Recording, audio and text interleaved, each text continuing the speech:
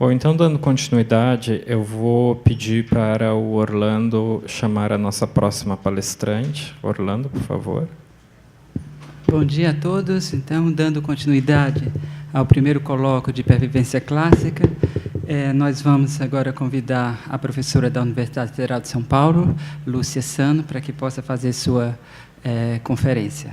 Então, Lúcia, eu a convido. Bem, a professora Lúcia Sano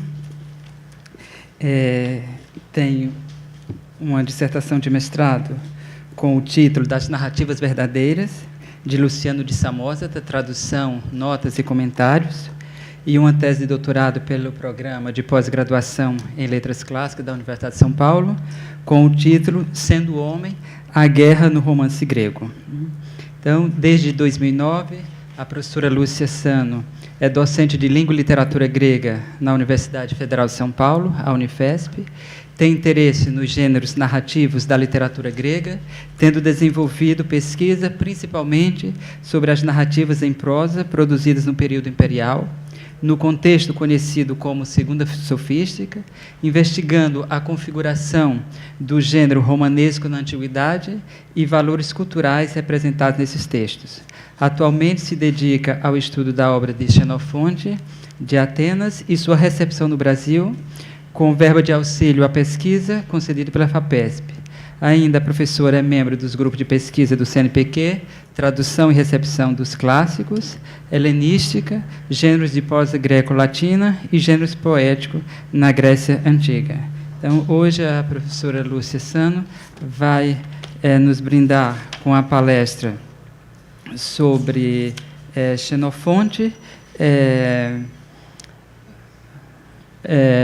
a Ciropedia de Xenofonte, lida por Machado de Assis. Vocês já devem estar com o handout em mãos, senão o Nelson vai passar entregando. Okay? Então, agora eu passo a palavra à professora Lúcia. Obrigada, Orlando. Está funcionando? Tá. Primeiramente, eu queria agradecer a organização do evento, o Robert. Muito obrigada pelo convite para estar aqui hoje falando sobre o Xenofonte e o Machado de Assis. Também quero agradecer o financiamento parcial da minha estadia aqui, a FAPESP. Atualmente, eu desenvolvo um projeto de tradução da Ciropédia. Na verdade, está concluído já, eu concluo esse mês, com verba de auxílio à FAPESP. E a tradução da Ciropédia me levou também a me interessar pela recepção do Xenofonte no Brasil. Então, esse texto que eu vou apresentar hoje é um texto no qual eu venho pensando já há algum tempo. E, na sequência, eu pretendo continuar um projeto mais amplo de tradução do Xenofonte e de estudo da recepção dele no Brasil. Então, eu penso, posteriormente, agora, me dedicar à tradução da Anábase e... numa breve pesquisa que eu já fiz, encontrei coisas interessantes do Xenofonte no Brasil, como, por exemplo, um roteiro de 1970 do Glauber Rocha, que ele escreveu encomendado pela RAI, a rede de televisão italiana, que é uma grande adaptação da Anábase da Ciropédia também, acabou nunca sendo filmada. Ou ainda, por exemplo, um texto do Visconde de Toné, que relata um episódio da Guerra do Paraguai, que ele intitula de A Retirada de Laguna, no qual ele se apresenta como um Xenofonte brasileiro, fazendo referência, claro, à Anábase do Xenofonte. Agora eu passo, na verdade, a leitura do texto. Eu estou um pouco preocupada com o tempo também, então, para não falar demais, eu vou fazer a leitura. No que tange à recepção da literatura clássica greco-latina por autores brasileiros, Machado de Assis talvez tenha sido o autor que mais atenção recebeu dos críticos, não só por ser o nosso romancista mais celebrado, mas também pelo conhecido uso que o autor faz de situações e alusões a autores da antiguidade clássica. Característica que ele compartilha com vários de seus contemporâneos, o que o Brito Broca chamou de mania da Grécia no século XIX. Como observa Zimbrão da Silva, porém, Machado não fazia uso de um helenismo decorativo e superficial, comum a seus contemporâneos, e que ele próprio, aliás, satiriza no célebre conto Teoria do Medalhão. Por sua vez, o Enilton Sarrego já argumentou, né, nos anos 80, a publicação do livro dele no Brasil, que Machado é representante de uma tradição narrativa que se inicia na Antiguidade com Luciano de Samosata, identificada por Bakhtin como sátira menipéia, herdando dos gregos, portanto, a ironia que lhe é tão característica e assim definida pelo próprio Machado. Abre aspas, a ironia é um movimento ao canto da boca, cheio de mistérios, inventado por algum grego da decadência, contraído por Luciano, transmitido a Swift e Voltaire, feição própria dos céticos e desabusados. Talvez não por acaso, mas em um caso exemplar de como a recepção pode moldar nossa relação com os clássicos, o Luciano é lido e estudado nas universidades brasileiras com mais interesse do que em outros países. Tem um amigo que costuma dizer que tem um lucianista, pelo menos, em cada universidade do Brasil, né? Então, um pouco, claro, tem a ver com um trabalho importante que o Jacinto fez, com a publicação da Poética do Hipocentaro, que é realmente um trabalho excelente, e que acabou, acho que, por influenciar outros helenistas, como é o meu caso, por exemplo. Mas também eu acho que essa identificação do Machado com o Luciano torna esse autor mais interessante para a gente, né? O Luciano é um autor que deveria ser mais estudado em outros países, ele é muito pouco estudado, se a gente considerar a influência que ele teve na literatura europeia posterior e na grande extensão da própria obra do Luciano. É certo que onde se vê tradição clássica em Machado de Assis, porém, ela só pode ser entendida em relação a outros elementos culturais presentes em sua obra. Trata-se de um processo de tomada de empréstimo do que há de mais tradicional da literatura europeia, transformando-o em algo singularmente brasileiro. Nesse sentido, muito embora os estudos clássicos tratem desde sempre como questão fundamental o estatuto do leitor que qualquer autor possui, procurando investigar os processos miméticos envolvidos na criação literária, alguns estudiosos interessados na recepção da literatura clássica recentemente têm exposto o que vem como um problema essencial na forma como os classicistas, aqui eu me incluo, têm lidado com a questão da recepção. Ao negligenciar o que o desenvolvimento da estética da recepção significou no entendimento da obra literária, os estudos clássicos deixaram de enfrentar uma questão fundamental, assim apresentada, por exemplo, por Miriam Leonard em texto de 2009. Abre aspas, aqui eu estou citando, né? A recepção deve ser vista como uma subdisciplina isolada dentro das clássicas ou como parte integrante constitutiva da forma como nós estudamos cada uma das áreas do mundo antigo. Fecha aspas. Ela apresenta essa questão. Afinal, não somos herdeiros diretos da antiguidade e, para compreender nossa leitura atual dos clássicos, é preciso reconhecer que sua recepção por gerações anteriores influenciou de forma fundamental a maneira como hoje lemos gregos e latinos. Além disso, não se deve perder de vista que leitores, sejam eles de épocas distintas ou contemporâneos, participam da dinâmica da significação dos textos, dando-lhes sentidos múltiplos. Por esse motivo, tão interessante quanto investigar o que a antiguidade clássica significa no Brasil, deve ser analisar que novos sentidos os autores brasileiros dão aos textos antigos.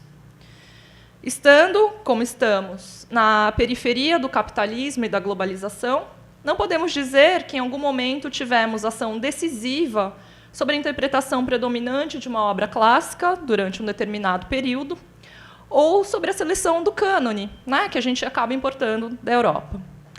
Ora, tanto melhor. Se o objeto de estudo desta apresentação hoje é a leitura que Machado de Assis fez da Ciropédia, uma obra produzida em cerca de 360 a.C., essa leitura não é influente, mas se pode antes dizer que é singular, feita à luz de uma visão mordaz de Machado sobre a política brasileira no contexto da proclamação da República e de uma instabilidade política global em fins do século XIX. No penúltimo romance machadiano, Esaú e Jacó, o evento que dá início à narrativa é uma visita da personagem Natividade a uma cabocla que fará um prenúncio acerca do destino de seus filhos gêmeos, Pedro e Paulo, e que Machado aproxima da Pítia, né? Então, esse é logo o início do romance, Esaú e Jacó. E nessa visita, que é uma coisa um pouco clandestina que essa personagem faz, que está interessada, então, no destino dos seus filhos, o Machado diz: relê Ésquilo, meu amigo, relê as Eumênides. A essa abertura, com alusão à prática oracular, um dos fundamentos da religião grega, segue-se ao longo da narrativa uma série de menções a autores da antiguidade. Nesse sentido, ao analisar como Machado desloca elementos da tradição clássica, inserindo-os em uma narrativa em que abundam eventos históricos do Brasil de finais do século XIX, é nossa obrigação investigar não apenas o que a Grécia era para Machado de Assis, mas também como ele oferece novos sentidos para passagens que cita. O enredo de Esaú e Jacó é centrado em uma família carioca na segunda metade do século XIX, formado pelo casal Santos, em Natividade, e pelos seus filhos gêmeos, Pedro e Paulo, cuja vida acompanhamos desde a infância. O título do livro sugere uma discórdia entre os irmãos, tema central do romance. A disputa entre os dois é ubíqua, mas encontra expressão, sobretudo, na corte que ambos fazem a moça Flora, que acaba por morrer sem conseguir se decidir por um deles, e nas suas opiniões políticas. Pedro, um monarquista, Paulo, um republicano. Ou, na realidade, este, um espírito de inquietação, aquele de conservação. Já que quase no final do livro, eles vão trocar de lado na política, por volta do ano de 1893, o que demonstra a superficialidade de suas convicções e sugere que as diferenças entre os dois são mais aparentes do que reais. Preocupada com a inimizade dos filhos ainda moços, a Natividade, a mãe, né, busca auxílio do conselheiro Aires, um antigo pretendente seu e diplomata aposentado. A autoria da narrativa é atribuída ao conselheiro Aires na advertência ao leitor que precede a narrativa e leva à conclusão de que ele é também, né, o nosso narrador. Inclusive, alguns críticos também aproximaram o Aires do próprio Machado de Assis, como se fosse um alter ego do Machado de Assis, mas essa é uma questão mais polêmica, com a qual não concordo muito. Machado aqui utiliza a estratégia de autenticação do manuscrito encontrado casualmente, sendo o nosso romance, o Esaú e Jacó, o 7º dos cadernos escritos pelo conselheiro. Justamente o caderno se intitula Último, e que, com relação aos outros 6, guardava a diferença de não fazer parte das memórias do conselheiro. Machado viria a publicar o Memorial de Aires, né, o mesmo conselheiro Aires, em 1908, 4 anos depois, portanto, da publicação de Esaú e Jacó. Como observou Peixoto, no entanto, a distância que separa o narrador e Aires não é fixa, mas está em constante alternância. Pois, ora, a voz do narrador se funde a de Aires, ora parece haver 2 personalidades diferentes. O conselheiro Aires é personagem também, né, o tempo todo do romance, ele não está narrando em primeira pessoa. Essa ambiguidade reflete a própria estrutura temática de toda a narrativa, em que duplas de elementos encontram-se em tensão. Quando rapazes, né, aí no capítulo 45, em que o Machado intitula de Musa, canta, Aires define o caráter de Paulo pelo proêmio da Ilíada, pela sua natureza mais violenta do que astuta, e de Pedro pelo proêmio da Odisseia, por sua natureza mais astuta do que violenta. Como a lição resulta em motivo para uma nova troca de injúrias entre os irmãos, velhaco e furioso são os xingamentos que eles usam, Aires aconselha os que as digam, abre aspas, em grego e em verso, que é melhor que a nossa língua e prosa do nosso tempo, fecha aspas. Como nesse exemplo, em muitas das alusões e citações de antiguidades presentes em Esaú e Jacó, Aires funciona como essa espécie de intermediário entre a obra clássica e o leitor, apresentando-os através de uma ótica irônica e transformadora.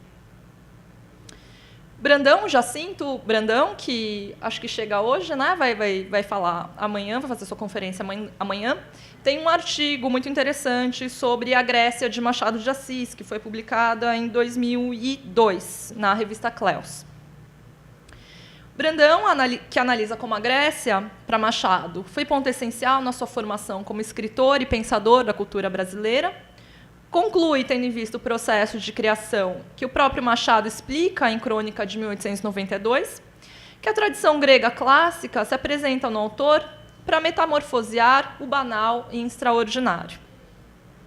Aqui eu sinto Jacinto. Não se trata, assim, de incluir o novo no antigo ou de reduzir o contemporâneo ao extemporâneo, quer dizer, ao clássico, mas de provocar o estranhamento do que se encontra à mão, para arrancar o leitor do seu lugar e substituir a ingenuidade pela inteligência. Com efeito, só quem vive fechado em seu mundo pode gozar de incrível boa-fé nos políticos, nas cebolas, nos escritores, nos filósofos, ou seja, no que for. Fim de citação.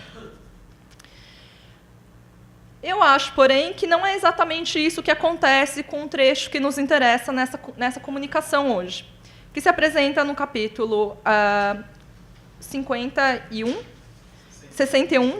intitulado Lendo Xenofonte, quando o narrador reflete sobre o trecho inicial da obra Ciropédia, uma passagem, aliás, que Machado estudava no original. Né? Então, a gente tem uma foto de um caderno dele num livro chamado Machado de Assis, uma revisão, que foi organizado por Zequinha Almeida e Souza. Não é exatamente esse trecho que o Machado está citando aqui no Isaú Jacó, mas é um trecho que vem logo em seguida. Né? O Machado não lia em grego, mas parece que ele começou a estudar já na velhice. E parece que ele tinha um especial interesse aí por esse início da Ciropédia. Ele aparece aqui no Isaú Jacó, havia aparecido anteriormente numa crônica, né, que a gente vai discutir também, e a gente tem esse registro dele tentando traduzir esse trecho inicial da Ciropédia. Então, minha discórdia com relação ao que diz o Jacinto, de uma forma geral, da relação do Machado de Assis com os clássicos, é porque o nosso Xenofonte é mencionado aqui no Isaú Jacó, logo após a notícia daquele que é um dos principais episódios da história do Brasil, a queda da monarquia e a proclamação da República em 1889. É verdade, contudo, que a citação da Ciropédia é inserida em um contexto banal, e que vem justamente banalizar um evento que deveria ser reconhecido como um marco maior da política nacional. Machado parece, portanto, empregar seu método costumeiro de apropriação dos clássicos, mas dessa vez às avessas. O autor teve acesso ao texto de Xenofonte, provavelmente por uma edição bilíngue grego-francês. E aí está no handout, a primeira flechinha que tem aí é o que a gente tem na biblioteca do Machado de Assis. Né? Então, se tem esse estudo do que é que o Machado de Assis tinha na sua biblioteca. E tem uma seleção lá de obras clássicas, que, na verdade, é até bem sucinta. E a gente, por esse estudo, por essa pesquisa feita, o Machado teria tido acesso, na verdade, apenas ao primeiro livro da Ciropédia. Né? E são 8 livros, numa edição francesa. A Ciropédia é um texto, então, produzido por volta do ano 360 a.C., e que se inicia com uma reflexão sobre a impermanência dos diversos regimes políticos. Xenofonte sugere que conhecer a vida de Ciro o Grande, até aquele momento o maior imperador já conhecido, e entender o que levou a se tornar o senhor de um vasto território, pode resultar na compreensão do que é necessário para superar o problema da instabilidade política. E isso ocorre por meio da liderança de um único indivíduo capaz. O autor, assim, desenvolve uma teoria política, não na forma de tratado, mas de narrativa biográfica. No entanto, o texto não pretende apresentar os feitos de Ciro com acuidade histórica, e o tratamento dado à narrativa, além disso, aproxima mais de um romance do que de uma obra historiográfica. Então, quando do surgimento do romance grego antigo, no século I a.C., o Xenofonte é, evidentemente, pela leitura dos textos, uma grande referência, né? Um grande modelo. Essa junção que ele faz de prosa, narrativa e de um contexto idealizado, da forma idealizada como ele narra os eventos, é algo que a gente vai depois ver ali, depois de alguns séculos, com o surgimento do romance grego.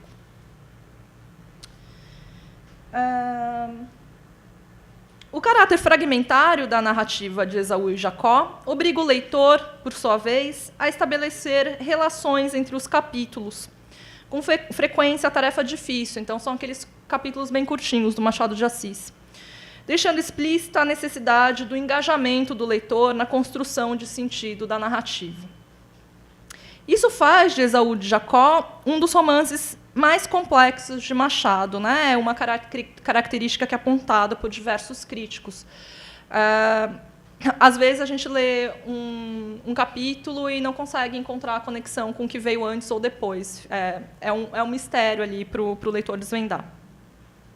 Creio que a citação de Xenofonte faz parte de um esquema recorrente em que um episódio importante do romance é precedido por um aforismo, né? Uma citação, uma frase ou um provérbio, e que o episódio seguinte é sua representação ou dramatização imediata. Esse esquema foi, primeiramente, apontado por Alexandre Eulálio, em Esaú e Jacó, narrador e personagens diante do espelho, mas também tem uma dissertação de mestrado feita na USP, em 2013, por um mestrando chamado Trindade, que amplia esse esquema a partir do estudo das formas simples no Esaú e Jacó, né? E demonstra como isso é recorrente o tempo todo no romance, e como o Machado usa de forma subversiva esses aforismos. A longa citação de Xenofonte está no capítulo imediatamente anterior ao que dá o início ao famoso episódio da tabuleta da confeitaria de Custódio, né? Então, é o capítulo imediatamente posterior, 62.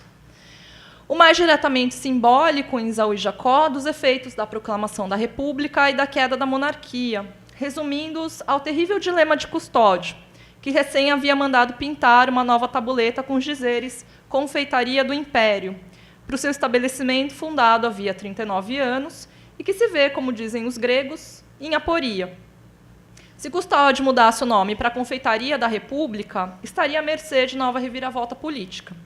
Se mudasse para a Confeitaria do Governo, teria que lidar com o fato de que todo governo tem oposição.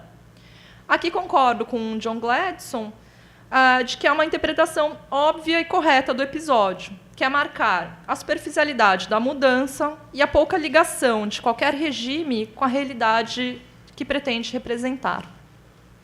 De que forma, então, a citação de Xenofonte se relaciona com esse episódio? Depois de passar a noite de 14 de novembro de 1899, véspera da queda da monarquia, lendo Horácio, Cervantes e Erasmo até pegar no sono, e de sair na manhã de 15 de novembro bem cedo e de ouvir os rumores sobre a Revolução, a prisão de Dom Pedro II e a morte de 3 ministros, o conselheiro Ares retorna à casa, minimiza em muito os rumores para o seu empregado e, sem acreditar em uma ação que resultasse em troca de regime, diz o Machado, reduziu tudo a um movimento que ia acabar com simples mudança de pessoal.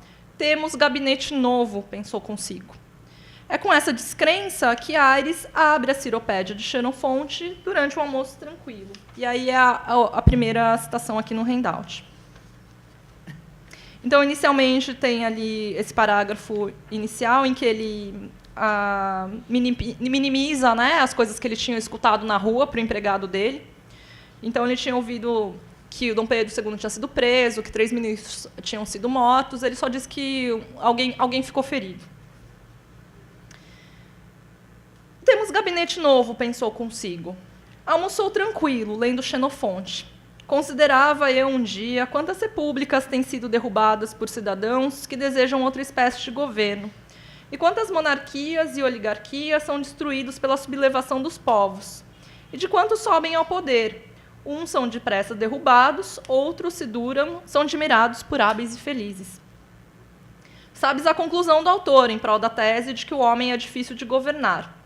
Mas logo depois a pessoa de Ciro destrói aquela conclusão. mostrando um só homem que regeu milhões de outros, os quais não só o temiam, mas ainda lutavam por lhe fazer as vontades. Tudo isso em grego, e com tal pausa que ele chegou ao fim do almoço, sem chegar ao fim do primeiro capítulo. O almoço tranquilo e a falta de uma reação mais emocional de Aires, que fica tão pouco perturbado pelos rumores que é capaz de fazer uma lenta leitura no original grego, são significativos de sua postura diante dos últimos eventos, tanto quanto é o texto escolhido. É evidente que ela contrasta com as da noite anterior, passando Aires à leitura de uma obra que tematiza justamente o sucesso de um indivíduo em garantir sua estabilidade no poder. Da bibliografia que eu consultei, apenas Ellen Caldwell e John Gladstone discutem essa passagem em Esaú e Jacó. Caldwell, no entanto, né, no The Brazilian Master and His Novels, o livro de 1970, não leva em consideração a obra a que de fato se faz referência e procura entender a apresentação do narrador no romance, aproximando-o do narrador da Anábase, outra obra xenofontiana, porque existe uma divisão entre Aires autor, Aires narrador em terceira pessoa e Aires personagem. Mas essa relação nos parece improvável. Um dos motivos é que a gente não tem um registro de que o Machado de Assis tivesse Anábase na biblioteca dele, por exemplo.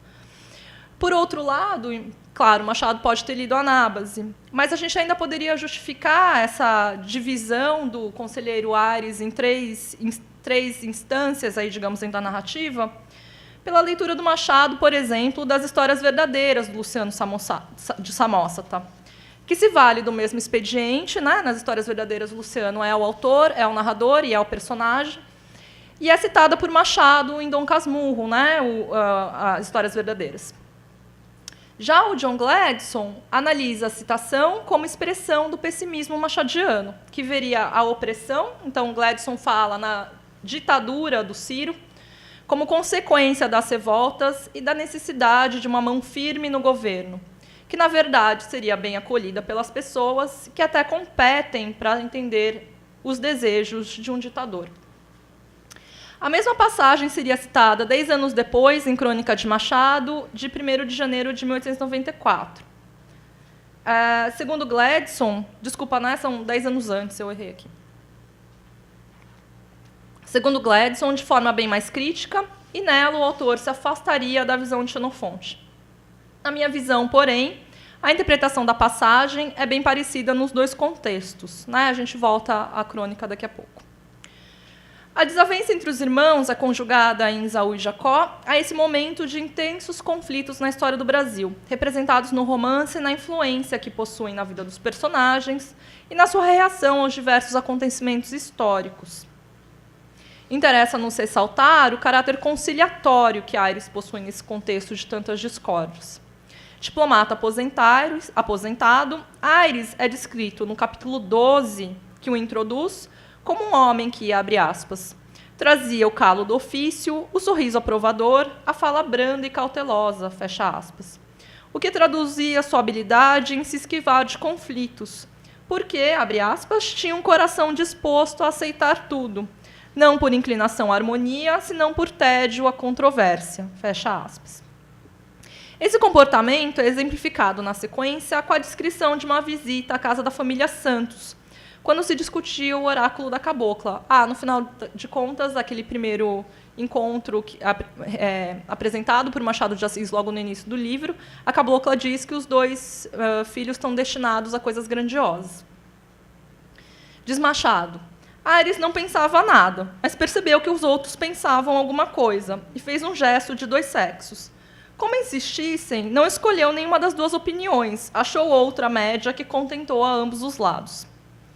Essa habilidade de Aires é tamanha que se desdobra no que John Gladstone chama de relativismo sistemático, através do qual tudo pode tornar-se o oposto. Ora, é justamente o tornar-se o oposto que é motivo da zombaria de Machado a Xenofonte em Crônicas de 1º de janeiro de 1894, que antecede em 10 anos a publicação de Esaú e Jacó. Trata-se de uma crônica que discorre sobre a instabilidade política do século XIX no contexto global, descrito como vir do legitismo ao anarquismo, parando aqui e ali na liberdade. mas que reflete, sobretudo, o ano de 1893, em que teve início a Revolução Federalista no Rio Grande do Sul, o pior dos conflitos desses primeiros anos de república. O último evento histórico representado na ficção machadiana também data de 1893. Trata-se da Revolta da Armada, contida com violência por Floriano Peixoto, durante a qual acontece o funeral de Flora em Esaú e Jacó. Como observa Gladson em 2008, as crônicas de Machado ganham, por esse motivo, interesse adicional, já que são nelas que se podem encontrar os únicos comentários do autor sobre um período que viu ainda eclodir a Guerra dos Canudos e a ascensão ao poder da oligarquia paulista. Nessa crônica, Machado cria constantemente oposições, então ele começa, por exemplo, criando uma oposição entre a grandiosidade e a tristeza da epopeia e da tragédia versus a leveza das crônicas, mas ele continua fazendo uma oposição entre poesia e prosa, e entre direitistas e esquerdistas, que, na verdade, são ambíguos no mesmo nível.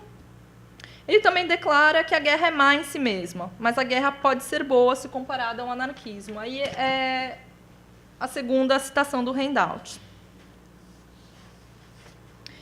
Esse parágrafo inicial, que antecede aí a menção ao Xenofonte, eu mantive como um exemplo das construções, das oposições que o Machado constrói o tempo todo na crônica.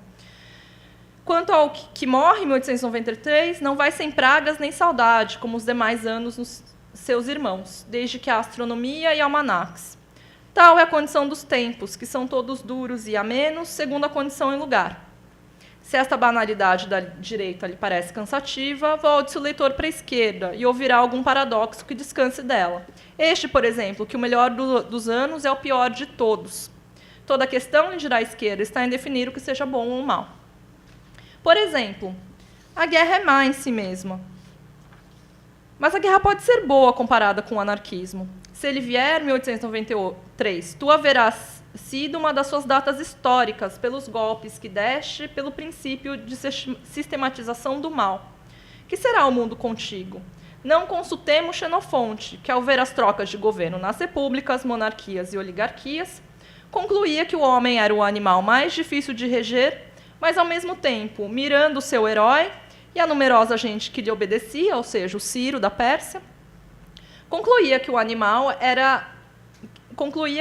de mais fácil governo era o homem. Se já por essa noite dos tempos fosse conhecido o anarquismo, é provável que a opinião do historiador fosse esta, que, embora péssimo, era um governo ótimo. A variedade dos pareceres, a sua própria contradição, tem a vantagem de chamar leitores, visto que a maior parte deles só lê os livros de sua opinião. É assim que eu explico a universalidade de Xenofonte. Então, Machado está fazendo essa brincadeira o tempo todo na própria crônica, né? Ele já inicia desmanchando as oposições que ele vai criando e termina, então, fazendo essa interpretação da Ciropédia do Xenofonte.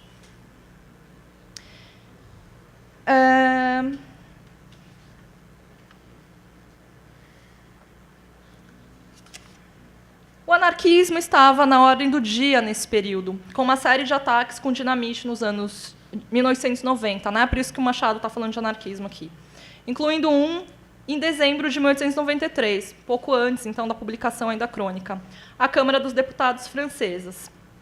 E os jornais se enchiam com notícias internacionais, menos controvertidas, já que o Brasil passava por um momento em que noticiar os acontecimentos locais tinha seus perigos, e que Machado menciona os anarquistas pela primeira vez, em crônica de 4 de dezembro de 1892, com certo desprezo, uma coisa que ele vai continuar fazendo. É com tom irônico que vemos Machado declarar, em 1894, que a universalidade de Xenofonte também é resultado de uma espécie de relativismo sistemático, e que a declaração ambígua é vantajosa porque pode ser interpretada do jeito que mais agradar o leitor. Assim, a passagem resume o espírito do conselheiro e diz respeito tanto à sua natureza, ou autorrepresentação, já que ele é também narrador do romance, quanto à visão que mantinha sobre a situação política do país. O conselheiro Ares não acredita na revolução e conclui que tudo vai acabar com uma mudança de pessoal.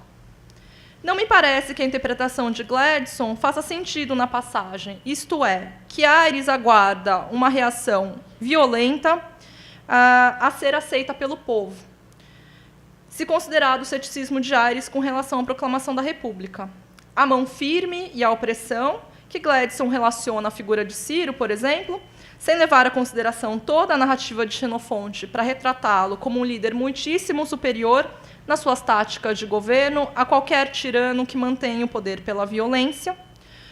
Pouco tem a ver, nesse momento, com a figura de Dom Pedro II, que, de fato, acaba destituído em 15 de novembro de 1899. Pelo contrário, avesso a conflitos, Ares via na mudança de pessoal uma solução simples para a manutenção da monarquia. Afinal, o homem é difícil de governar, mas também pode muito bem se contentar com uma troca de gabinete. Que a revolução triunfe não significa, evidentemente, que Ares está completamente equivocado na sua opinião. Sua leitura de Xenofonte é tanto expressão da sua própria natureza, quanto da situação sobre a qual ele reflete com a ajuda do autor grego. Ainda que a República tenha enfrentado alguns anos de forte instabilidade e violência depois de proclamada, Machado demonstra pela reação dos seus personagens que o fácil de governar é menos dependente de uma figura imponente que provoque o terror, como era Ciro, e mais do fato de que os personagens retratados ali não vão além do seu cotidiano e questões pessoais, pouco importando o regime sobre suas cabeças, o que é exemplarmente demonstrado no episódio da tabuleta de custódio, que não por acaso parte da casa do conselheiro Ares, com a sugestão final de deixar de lado regimes políticos e apostar no individual, rebatizando sua confeitaria de Confeitaria do Custódio. Ou ainda, pouco antes da queda da monarquia, a figura do político Batista no romance é paradigmática porque de oportunismo extremo e vem a demonstrar a maleabilidade das convicções, a tornar-se o seu próprio oposto, passando de conservador convicto a liberal, a fim de seguir na onda das mudanças políticas. Assim, se Xenofonte chama atenção para a instabilidade de todos os regimes políticos e depois para um caminho de estabilidade, que é o de concentrar o poder nas mãos de um governante excepcional, pouco tratando da reação do que lhes são subjugados e resumindo a questão, por um lado, ao temor que Ciro inspirava nos homens e, por outro lado, a confiança que possuíam no seu bom juízo, vendo nele alguém mais capaz de tomar decisões do que eles próprios, Machado de Assis, por sua vez, cujos personagens em Esaú e Jacó nunca são agentes de transformações reais, mostra que a facilidade de governar os homens não está no arcon, ou seja, no governante, como acreditava Xenofonte, mas no próprio caráter relativo e volúvel dos arcômenoi, dos homens que estão sob seu governo.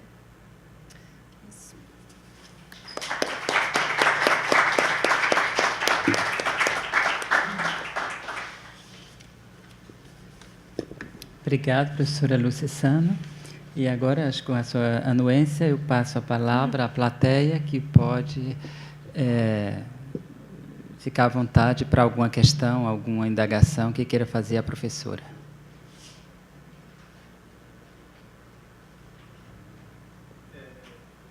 Por favor, pediria que... Sim, sim. Obrigado. Lúcia, muito interessante essa. E aí uma questão, e é muito difícil então a gente achar a medida da distância do Machado em relação a esses textos, né? Duas perguntas. Uma, se você criou situações paralelas com outros autores que o Machado citou, para ver se esse jogo, como ele se dava e como ele se repetia. Essa era uma questão. E a outra, a passagem do Xenofonte que ele cita, seguramente ele fez opções estilísticas ali em relação ao texto original, né? Ele virou Machado, né? Aquilo, né? Eu queria saber, em relação ao original, se dá para identificar algum tipo de operação de distanciamento, de mudança de ênfase dele no texto original. Obrigada pelas duas perguntas.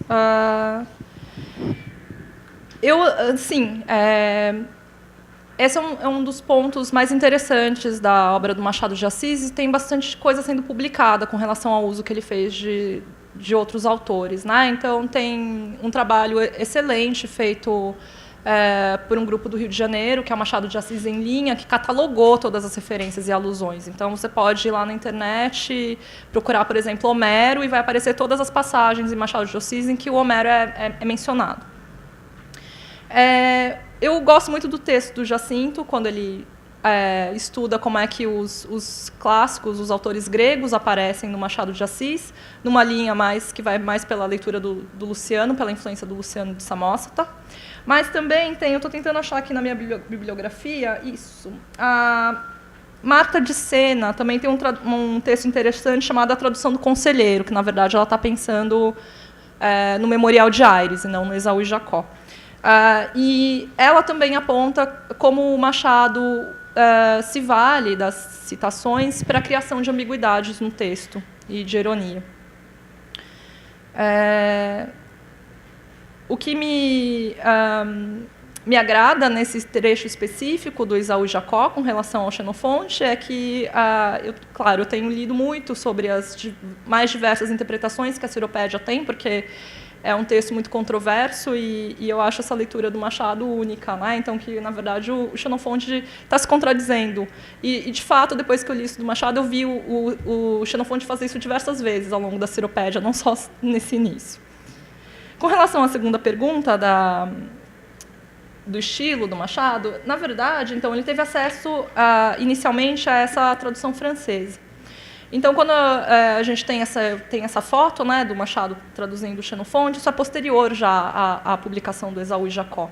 Então, a gente teria que tentar ter acesso a essa tradução aqui francesa para ver, porque o texto está um pouco distante do que é o texto grego.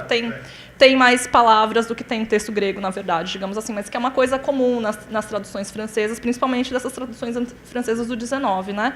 Então, eu até tentei achar, eu procurei no Google para ver se essa era uma edição comum, que tinha sido publicada muitas vezes, mas eu não consegui achar essa edição de 1883.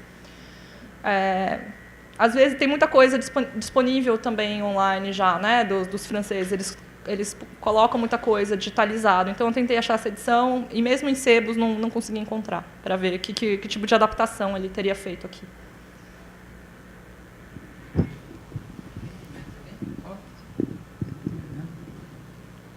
Alguém mais quer fazer alguma questão? Bem, sim?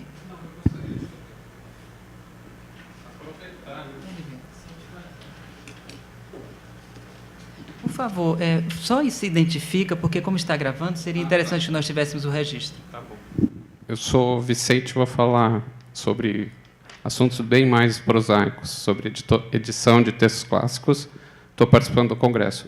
Lúcia, obrigadíssimo, super interessante e instrutiva a sua fala. Teria 1000 perguntas. Eu vou fazer uma pergunta fugindo um pouco da sua abordagem.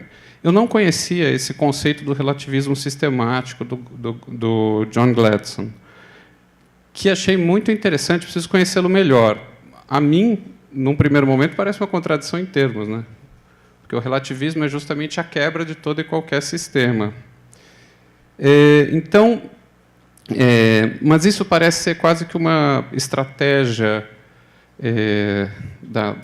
da forma literária, né, e narrativa do Machado. Com esse conceito e com os trechos que você selecionou e com todo o contexto que você reproduziu, eu me lembrei da frase do Lampedusa, no Leopardo, quer dizer, é preciso mudar as coisas para que tudo continue igual, né? Parece que há uma semelhança entre esse trecho do Lampedusa, que está falando de um processo de aburguesamento da sociedade do sul da Itália, que passa de uma ordem ainda semi-feudal aristocrática para uma ordem propriamente burguesa, mas um contexto no qual a luta de classes, no fundo, apenas transmite o poder de uma classe dominante para outra, né? E eu me pergunto, claro, tem toda uma tradição de leitura marxista, do Machado, se esse conceito do relativismo sistemático e mesmo essa discussão sobre o poder que você colocou com base nessa reflexão do Machado sobre a Ciropédia, não pode ter também não poderia ter também esse encaminhamento, de tal modo que a facilidade de governar, com a qual você conclui, seria não tanto uma fragilidade dos arcômenoi, né, que isso é um argumento antropológico. A gente poderia pensar ainda que essa facilidade de governar vem de uma ignorância dos arcômenoi, né, de uma ignorância e de um alheiamento dos arcômenoi com as estruturas de poder. Mas eu pergunto mais para provocar você, que está muito mais informada do assunto. Não, eu agradeço muito a pergunta. Eu acho que o Machado de Assis não é tão condescendente com os personagens retratados em Esaú e Jacó. Então, não iria pela questão da ignorância das estruturas do poder desses personagens retratados. Ele está retratando a elite carioca ali. Então, são os irmãos Pedro e Paulo. No final, os dois se tornam políticos, né? Então, eu não acho que seja essa questão, e acho mais mesmo que ele está focando na mesquinharia, então, nos interesses cotidianos e pessoais apenas, e que isso, então, justifica uma facilidade de governo do que numa ignorância. Não, é que eles são pontes, né? Eu estou falando da ignorância dos arcômenos. Ah, sim, claro. Boa pergunta. Então, é uma questão para repensar, de fato. Obrigada. Mais alguém? Bom, não tendo mais questão, eu gostaria de agradecer à professora Lúcia Sano, né? Agora também já temos que sair para almoçarmos, né? Então, desejo bom apetite a todos vocês, depois de ter alimentado a alma. Obrigado.